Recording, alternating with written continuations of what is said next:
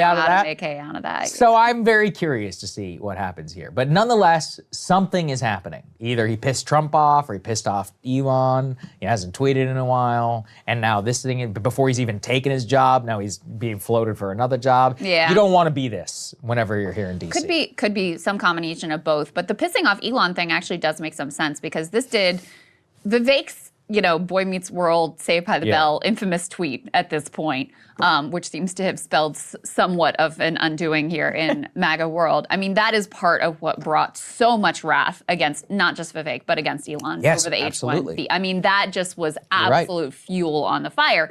And you can see the way that Elon has reacted, jumping into the UK grooming gangs discussion and all of that in an effort to regain the credibility that he previously had with MAGA. So he clearly sees this as having been a problem for him with regard to his rep on the right. And yeah, Vivek was an important part of creating that story and making it as much of a conflagration as it ultimately was. So that does actually make sense to me that Elon was like, I don't really need this dude around. Like, go do something else with him. Go to the hinterlands and run for this Senate seat in the, in his conception. I don't know how it will go for him if he's running against Sherrod Brown, who's probably the one Democrat who could potentially still even win in the state of Ohio, has tons of working class and labor cred.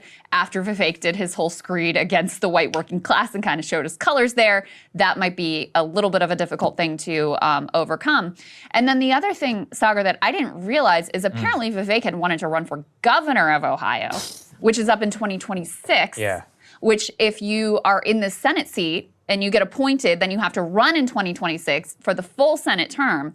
So it creates some awkward timing for him. And then you've got DeWine, who just won. I mean, DeWine won his seat in absolute landslide, has his own power base in the state of Ohio, does not have to kowtow to Donald Trump and, enact his wishes.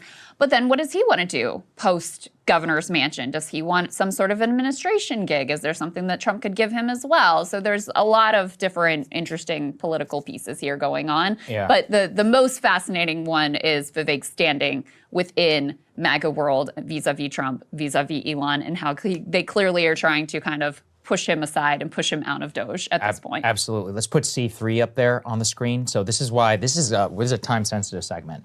Governor DeWine is set to put is set to name this person, like I said, any day now. According to somebody close to him, this was local Ohio media, they say whoever it is has to be sworn in or should be sworn in before J.D. Vance is sworn in as vice president on January 20th, okay? So that means we're talking about 4 days.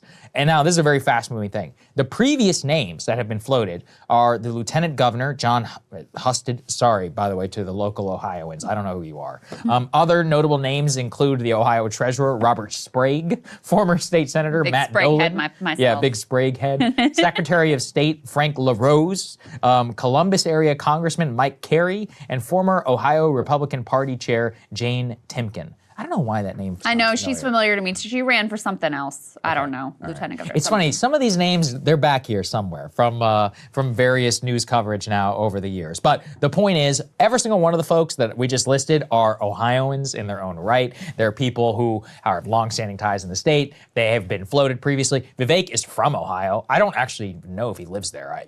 I'm assuming he does. Probably has houses everywhere. But he was not even on this short list. It was assumed 100% he was going into Doge. So the question mark now is if he does get it, was that an Elon move? It makes some very interesting politics going forward. Man, I would love to cover that mid. That race would be fun. If he gets it, I'm gonna go to Ohio to go see the midterm. I got to see it for myself. Like this H1B stuff, Sherrod, and all. It would be an incredible race. It absolutely would. Well, because I mean, not only did Vivek do his anti-white working class screed, but also, I mean, here he is, this billionaire dude who, basically got rich from scamming investors on this Alzheimer's drug that had already failed test trials multiple times.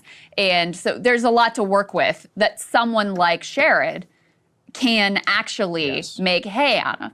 A different Democrat, like we had this, problem in Virginia with Glenn Youngkin running against Terry McAuliffe. McAuliffe couldn't make anything of Glenn Youngkin's past financial dealings because he was implicated in that sort of thing as well. So yeah, he couldn't make anything out of it. But Sherrod Brown, that's his lane. He would know how to exploit those weaknesses with regard to Vivek. So that would be I'm cheering for it just because that would be a really interesting race to cover. And listen, if you had to bet right now, I mean, just history is that typically the opposition party does well in the first midterm after, you know, there's like a backlash and people want to check and the opposition is motivated and the people who are in power are less motivated. So, you know, that also makes things more interesting. I think there's only been 3 midterms since the 1800s where the party in power has gained seats. So 3. Since the 1800s. Biden was actually one of those who defied expectations, shockingly enough, only to go on to get blown out in the next